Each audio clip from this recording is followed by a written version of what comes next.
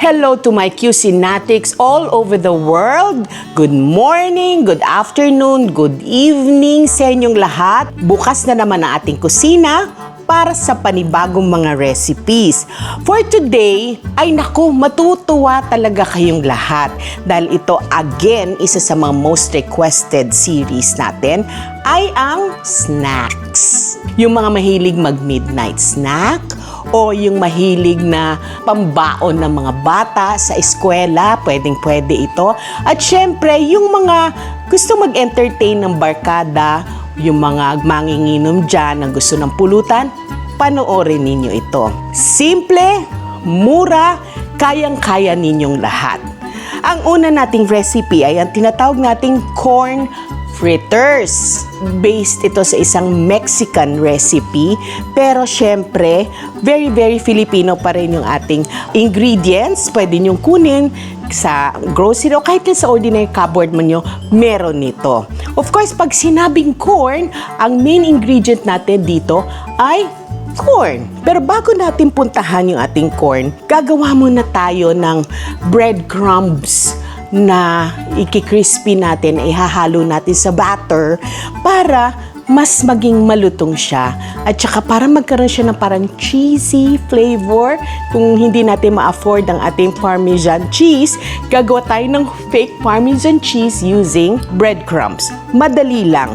Ang kakailanganin lang natin ay syempre butter. Doon sa ibang nagtatanong, pwede din margarine. Maglalagay tayo. Magtutunaw lang tayo ng counting butter. Konti lang para mabasa lang yung ating pan. Yan. Hindi naman natin ipa-fry yung ating breadcrumbs. Ito-toast lang natin siya. Ayaw lang naman natin siya parang dumikit-dikit. Medyo, sabi ng butter natin, we will now put our breadcrumbs. Okay. Isi-season natin ito para maglasa siyang, alam mo yung maalat-alat, para substitute natin sa cheese. Maglalagay tayo ng, syempre, ng salt. Kahit ordinary salt, nagkataon lang na ito ay pink salt, pero pwede din ang ordinary salt, okay? And of course, mas maganda kung meron tayong pepper. Ito yung ating seasoned breadcrumbs, a very good substitute for Parmesan cheese. Iba-brown lang natin ng kaunti. Ayan o, pansin nyo, nagba-brown na. So, tatanggalin na natin ito.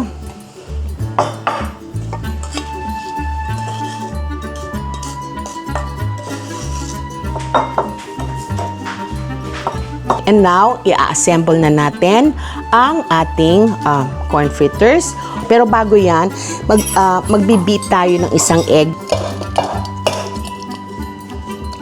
Beat tayo ng egg. Ilalagay natin ngayon ang corn. Pwedeng fresh, pwedeng canned, pero ang importante, nasala ng maigi. Okay?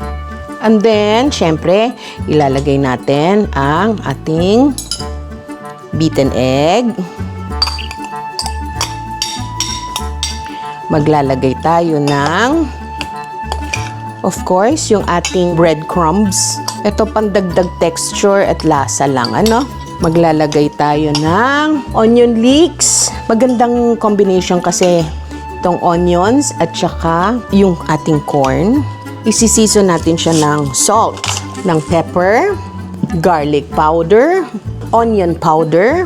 Tapos, sige, haluin natin. Tapos, lalagyan natin siya ng ating flour. This will bind the mixture together. Yan. Okay? So, ito, medyo pwede nyo nang i-fry ito. Pero, make sure that the oil is hot. Not too hot, but hot enough na mag-sizzle siya ng konti. Okay? And now we're ready to make our corn fritters. Gagawan natin siya parang burger. Ganito. Bago natin siya prituhin. Ano? Para tayong gumagawa ng okoy. Pero this time, siya ay corn. Very nutritious for our children. Kung medyo dumidikit siya, Maglagay lang kayo ng flour sa kamay ninyo para mas mabuo ninyo siya, no? We're ready to fry. Sandali lang to kasi wala siyang meat na involved.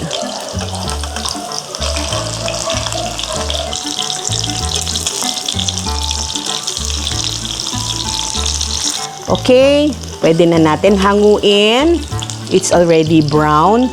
Alam niyo yung amoy niya, naalala ko dati, yung inimerienda namin sa school, alam mo yung inihaw na mais, kaya lang yun, sunog-sunog. Ito parang ganun yung amoy, kaya lang mas sosyal ng kaunti. At gagawa tayo ngayon ng ating dipping sauce. Ang gagawin natin ay mayo sriracha sauce. Kung wala kayong sriracha, pwedeng hot sauce or pwedeng plain mayonnaise and lemon. Okay, bahala kayo. Pwedeng, kung bata ang kakain, pwedeng mayonnaise and ketchup. Pero since ako, mahilig kami sa maanghang dito, so gagawa tayo ng mayonnaise and sriracha. So, para may konting sipa, mayonnaise, then of course, garlic which is really nice. For may health benefits ang raw garlic pero not too much. And then, syempre, meron tayong salt. Meron tayong kaunting sriracha. This is just plain hot sauce. Kumbaga, kung gusto nyo lang ng sipa ng kaunti. Pangpakulay din siya. Pwede din tayo honey mustard. Wala lang akong dayap ngayon because dayap goes very well with corn. Sarap. Bago natin ilagay ang ating sauce, lalagay muna natin ang ating fritters. Magandang pang merienda to ng mga bata. It's nutritious, it's easy to do, hindi siya expensive, at mukhang sosyal na sosyal. Pag meron kayong, may mga study group sila sa bahay. I used to serve this sa mga classmate ng mga anak ko. Yan. And of course, ating sauce. And ito ang ating cilantro. Pwedeng parsley, pwedeng wansoy, kinchay. And so that's it. That's our corn fritter. Merienda, snack. O, titikman natin, okay? And the sauce.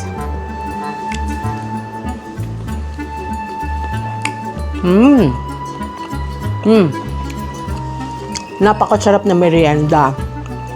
Pero, kung gusto niya pa i-push, pwede niyong lagyan ng konting lemon. Bonggang-bongga siya. Masarap to. Magugustuhan ng mga bata. Parang pinasosyal na mais. Kahit walang sauce, masarap.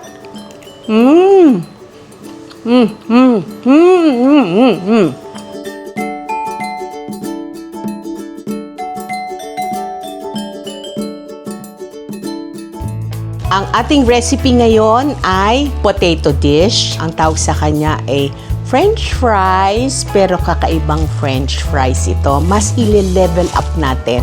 At saka meron tayong surprise sa huli. Okay, ang ginawa natin dito para, di ba, usually, pagka tayo umu-order ng fries, nagtatakutan, bakit ang lambot-lambot ng loob? Crispy on the outside, malambot on the inside.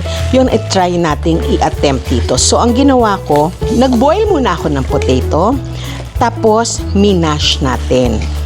Okay? So siguro ito, isi-season muna natin, ano? Siyempre, nandoon ang salt. Ang ating pepper. We can add, paprika, onion powder, garlic powder. Kung anong napupusuan ninyo. Halo-halo lang natin.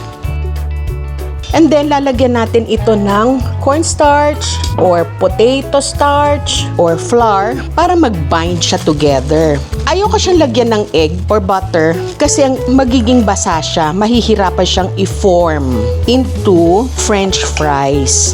So ito, tingnan nyo, pag medyo nakaka-form na kayo ng ganyang yung hindi na siya nawawala ng shape, this is the right consistency. Ngayon, kung gusto niyo i-level up, pwede kayo maglagay ng chopped bacon, chopped ham, kung gusto niyo flavored fries. Pero ako, syempre, gusto ko parsley. Alam mo, every time na makakahanap ako ng chance na makadagdag ng gulay sa anak ko nung maliit siya. Ngayon mahilig na siya sa gulay, pero nung maliit siya, naku, ang mga carrots, kung ano-anong ginagawa ko, yung mga broccoli, kung ano-ano ginagawa ko para lang makakain siya. So, we are ready to transfer this to our board here. Lalagyan ko lang to ng flour para mas lalo natin siyang ma-manage. Lalagyan natin siya at i-roll out natin siya. Okay? Kung wala kayong ganitong rolling pin, pwede din namang bote. Siguraduhin niya lang na malinis ang inyong bote. Huwag niyo masyado ipaka-flat para meron tayong kaunting body ng ating fries. I-shape lang natin siya into a square para maganda at pantay yung ating fries later. Yan. Important na may paper sa taas para hindi dumikit yung ating potato. So, mga ganito, okay? Papainitin na natin ang ating pan habang hinahanda natin. Again, we have flour, egg, and breadcrumbs.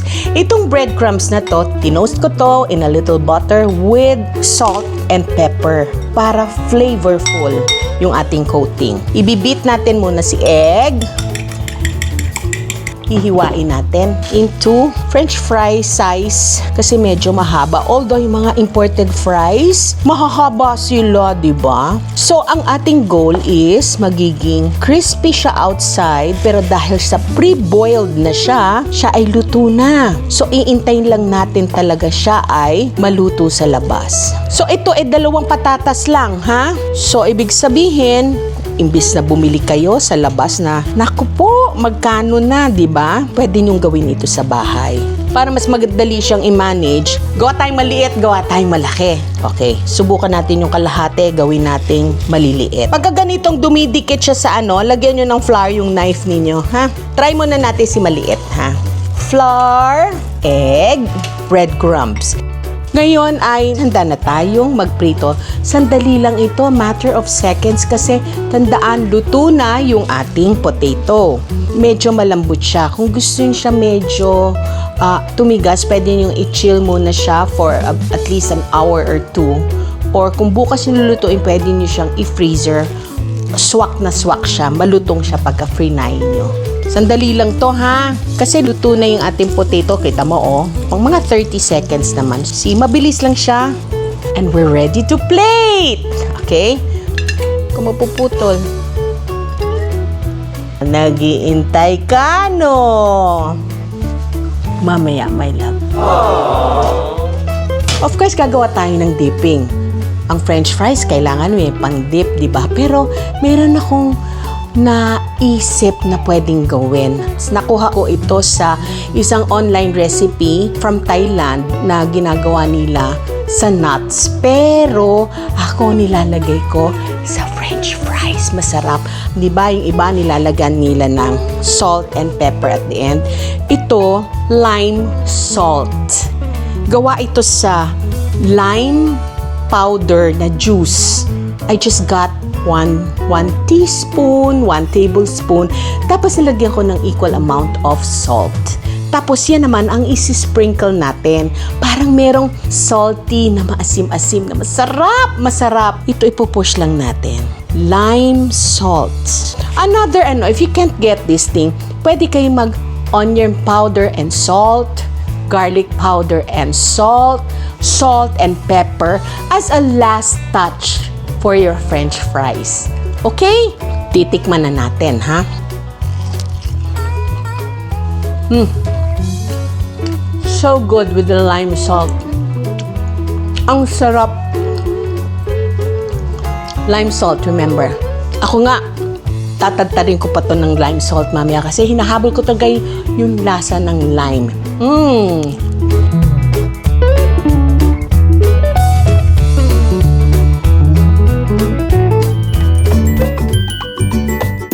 Ang recipe natin ngayon ay ang mushroom cheese spinach quesadilla.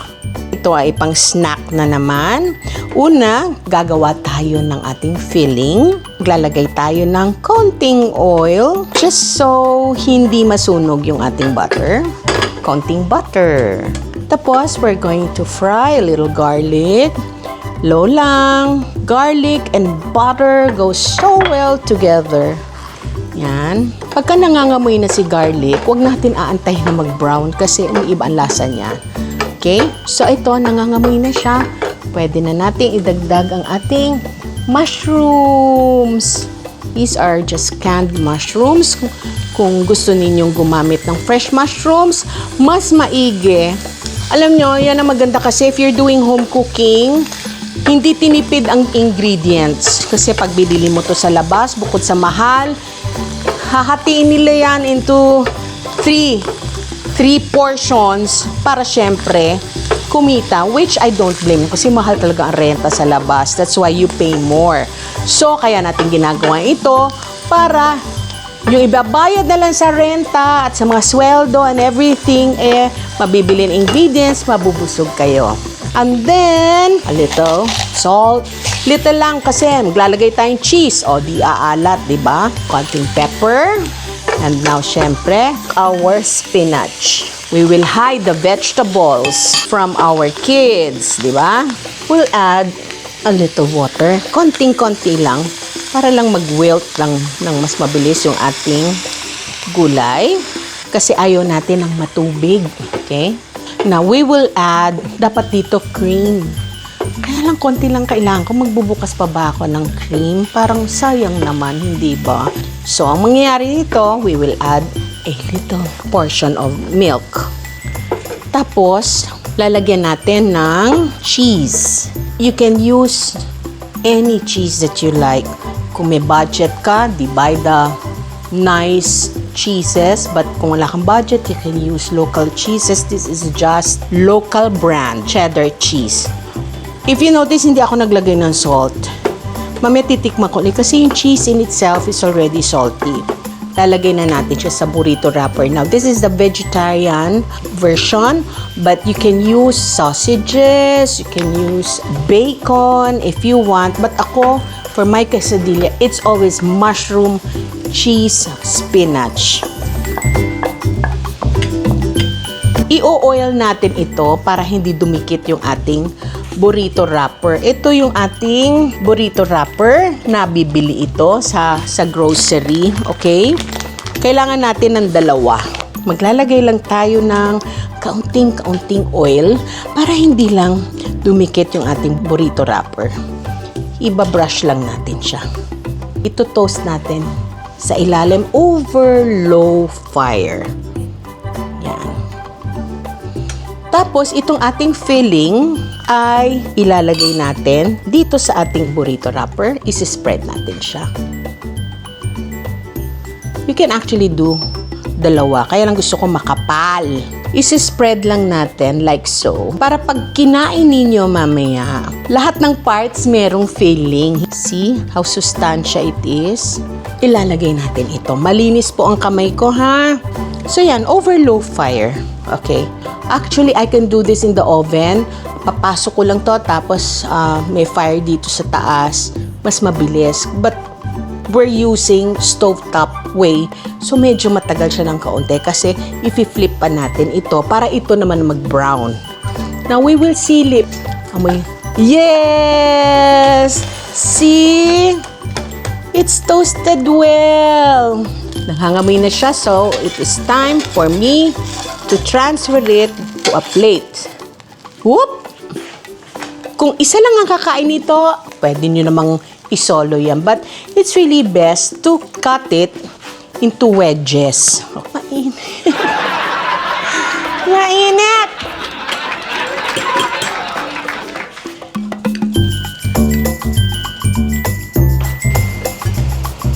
Helmut, naghihintay ka, no? Additional veggies, decor na, vitamins pa. Bagay din dito ang basil. Pwede natin lagyan ng salt. You can eat it na ganito na lang o kung gusto mo may dip pa. Usually, ang dip na ginagawa ko dito, some yogurt with lemon. Yan. Pwede din naman ang mayonnaise with garlic, our usual go-to. But with me, okay na to because it's so cheesy yung loob nito. So, enough na yun for me. But you can push it further. So, and now for the judgment. Ay, quesadilla ni Cecilia.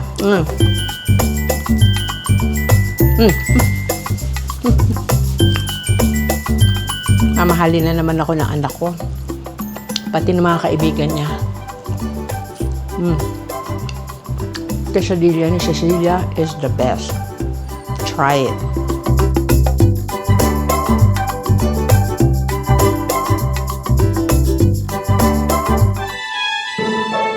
Oh, di ba? Kung gusto niyo maging most popular sa mga anak mo, sa coworkers nyo, or sa boss mo, o kung kanino pa man, gawin niyo itong mga snack na to. Pwede niyo pambaon sa opisina, sa eskwela, o paghanda sa barkada ng mga anak ninyo. Simple lang, hindi ba? So, imbitahin ninyo ang iba pang mga members na inyong community para maging part dito sa ating kusina dahil alam naman ninyo, dito, lahat tayo, ikaw, ako, sila, lahat-lahat ay magkakaroon ng dating kahit walang datong. So, pakisabi lang sa kanila na mag-comment, mag-like, at mag-subscribe para talagang lumaki ang tribe natin. So, okay, hanggang sa muli, isip pa ako ng isi-share ko sa inyo. Aantayin ko kayo ulit dito sa Kusina ni Tita Ces. Hanggang sa muli, babayu! Pack up! Ayan mo, dali ka na, kain na tayo. Abachi, abachi, abachi, abachi, abachi, chuchu!